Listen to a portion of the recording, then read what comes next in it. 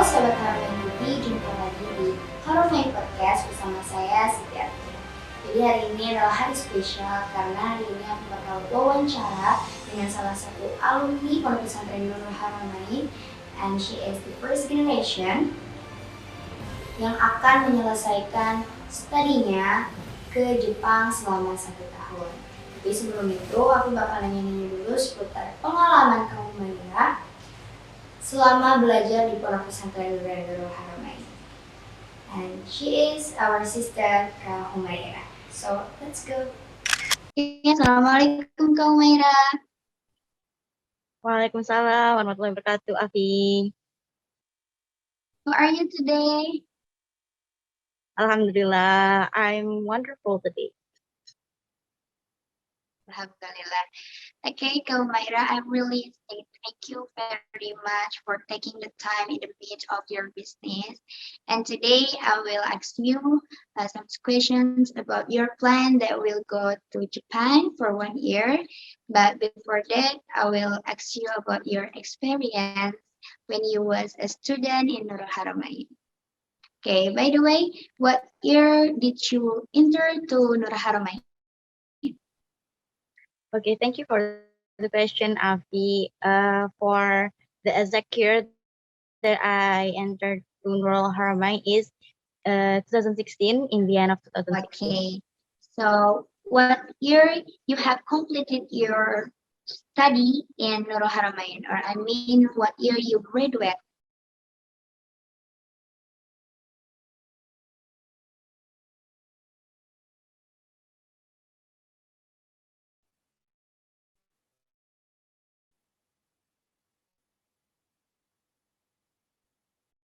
Okay, for the boarding school, yeah. Okay, I repeat, what year you graduate from Nurul Haramain? I graduate in the year of 2019 from Nurul Haramain boarding school. 2019. When you graduate, yeah. I just came into this school. Yeah, exactly. So we haven't met each other in person, right? Yes, of course. So I want to ask you, what, according to you, what interesting during your study here? Excuse me, can you repeat that again, Afi? Okay, according to you, what interesting experience during your study here? Oh, okay. It's quite a unique question. The interesting experience that I got while I study in Nurul Haramain boarding school is the chance, a lot of chance, numerous chances that I got for joining numerous competitions. Okay, so when I was a student in Nurul Haramain boarding school, every year, every time when there is a competition, I will always join it, like storytelling competition or debate competition. And some of them I won, and some of them I did not won it. But although some of them that I did not won the competition, but I still gain a lot of experience from it. As you can see that winning and losing is a common thing in a competition. So I think that is one of the most interesting experience that I got from becoming a Nurul Haramain boarding school student. Okay. By the way, do you still remember all your friends? Of course, I still remember all of my friends. Can you mention it? If you will be familiar with like Lulu, and then the Ida, and also there is the Alicia, and there is also some friends, other friends, or what do we call it, like juniors, like we have Jabir and also others. So I think I really miss them because it's been a long time since the last time we met. So yeah, I hope to see them at in the future. Okay, I know them because ever meet with them. So I saw you was a reporter in Harumain TV, right? Yeah. Yes. Can you tell me when you became a reporter in Harumain TV? What was your experience? Okay, thank you, Afi, for the question. So, I used to become a reporter like Afi now. In the previous time, my experience are were so many, and I think I can't remember all of it. But I still remember most of the memorable experience, especially when we become a reporter in Nurul Haramain report, boarding school reporter. We get the chance and the opportunity to meet a lot of famous public figures, Yeah. famous what to call that, like people, and also we get to travel to a lot of places, right, Avi? So I think becoming a reporter in Rural Haramain Nagori School is one of the small step for me to gain my personal confidence in myself so that I could be the one I am now. Because from becoming a reporter, I could meet a lot of inspiring persons, inspiring people that inspired me myself to also to become who I am now. Okay, I feel too like that, Kak Mira. Okay, I think that's enough. Okay, kayaknya cukup untuk pengalaman kau Maira tentang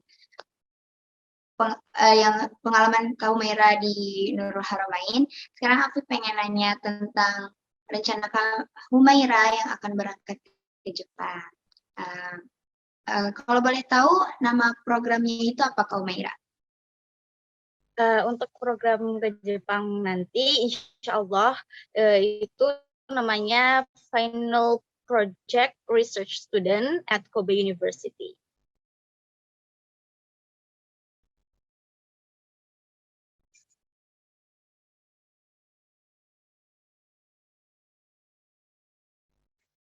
Oke, boleh tahu.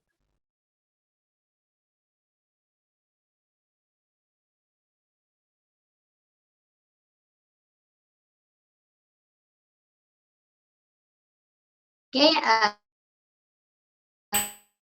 Apilan, kalau boleh tahu kau Maira di Jepang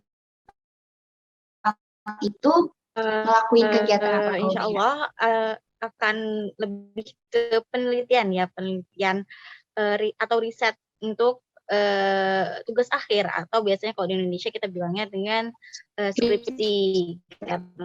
Karena skripsi merupakan salah satu tugas akhir atau syarat kelulusan untuk sarjana S1.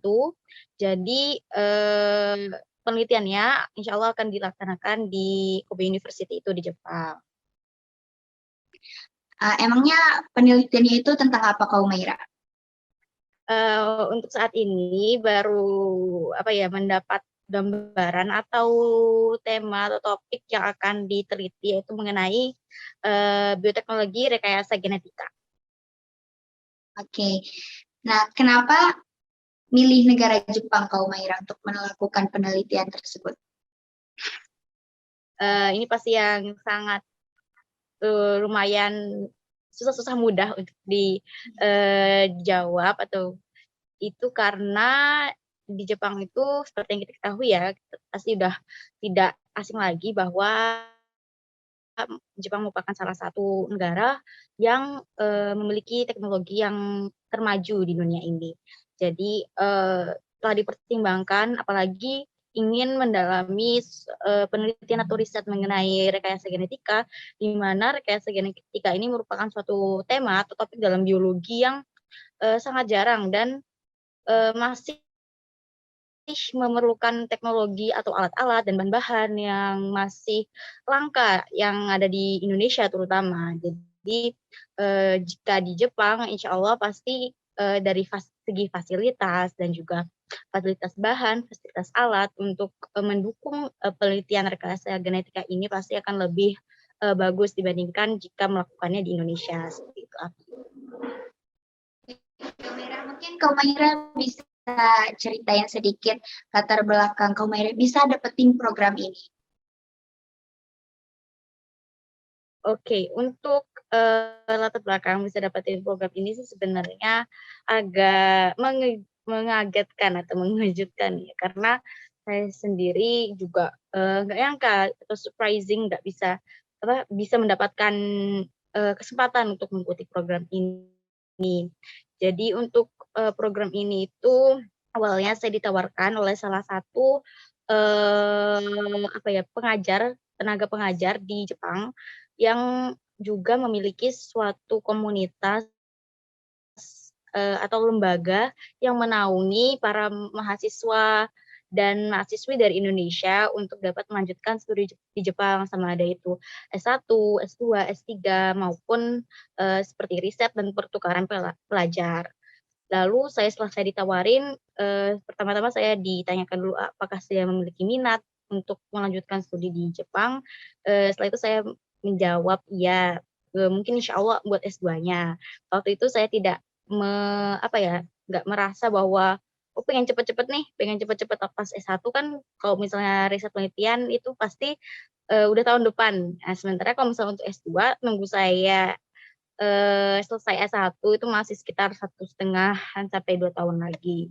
Jadi, setelah didiskusikan dan ditawarkan juga bahwa untuk mendapat akses yang mudah atau jalan yang lebih mudah lah untuk kita bisa melanjutkan S2 di Jepang adalah dengan membangun koneksi atau sudah melanjutkan penelitian kita melakukannya itu di salah satu universitas di Jepang. Akhirnya setelah saya mendapat tawaran tersebut, bagaimana kalau penelitiannya untuk riset skripsinya bisa di Jepang saja, biar nanti setelah sudah mengenal dengan profesornya dan lain-lain juga nanti untuk S2-nya lebih mudah di Jepang.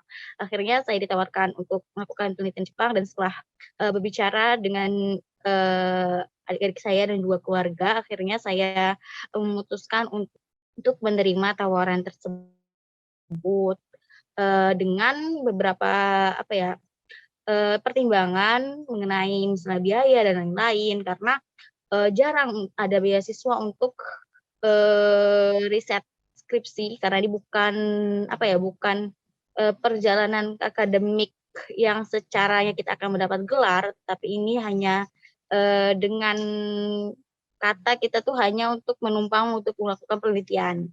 Jadi jarang ada beasiswa seperti itu. Tapi alhamdulillah saya mendapat dana pendidikan dari beberapa donatur. Jadi alhamdulillah untuk biayanya bisa ditanggung. Alhamdulillah ya kemarin rezekinya Kaumai. Mhm. Terus Ya. mungkin Kaumai bisa ngejelasin tahap-tahap Kaumai bisa mendapatkan program itu supaya mungkin yang penonton bisa juga ngikutin jejak Kaumai. Ya, yang paling penting pastinya research atau kita harus mengetahui nih apa aja yang perlu kita siapkan sebelum kita mendaftar.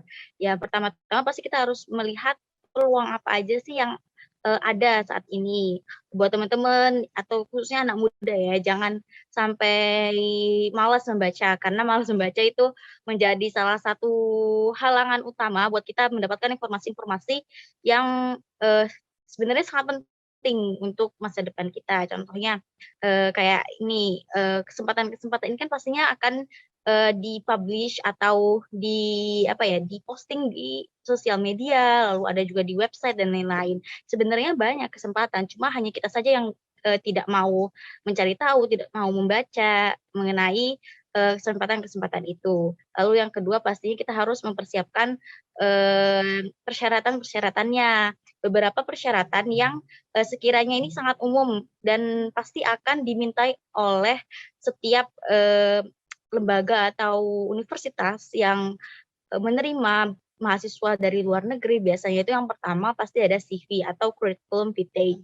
Ini merupakan salah satu dokumen yang sangat penting buat teman-teman yang ingin ke luar negeri untuk melanjutkan studi, bahkan untuk mencari pekerjaan. Kenapa? Karena CV ini mencakup semua pengalaman atau biodata tentang kita. Misalnya dari riwayat pendidikan kita, di mana saja, lalu misalnya kita sudah mendapat atau sudah memiliki pengalaman apa saja, misalnya sebagai mahasiswa yang berorganisasi di organisasi atau komunitas mana saja, lalu kita pernah bekerja atau magang di beberapa instansi atau lembaga di mana saja, itu merupakan salah satu nilai tambahan atau nilai plus yang bisa meyakinkan para recruiter untuk mengambil kita sebagai salah satu calon penerima program itu. Terus yang kedua ada motivation letter.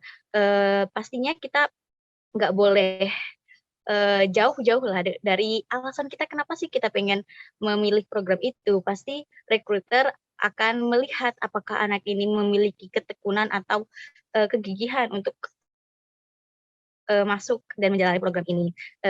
Untuk melihat ketekunan itu, recruiter melalui motivation letter yang kita tulis gitu. Motivation letter ini bisa berisi alasan-alasan kita pengen mendapatkan program itu, dan teman-teman bisa menambahkan dari pengalaman teman-teman yang misalnya sudah pernah meneliti di beberapa instansi yang ternama, atau walaupun tidak ternama tidak apa-apa, teman-teman masukkan saja. Itu bisa saja jadi nilai plus buat recruiter menerima teman-teman. Lalu ada yang kedua itu tidak kalah penting, nilai atau transkrip nilai kita di kampus ya, terutama karena tidak dipungkiri walaupun mungkin beberapa orang pasti menganggapnya nilai itu bukan segalanya, karena bisa saja nilai bisa, yang penting itu pengalaman.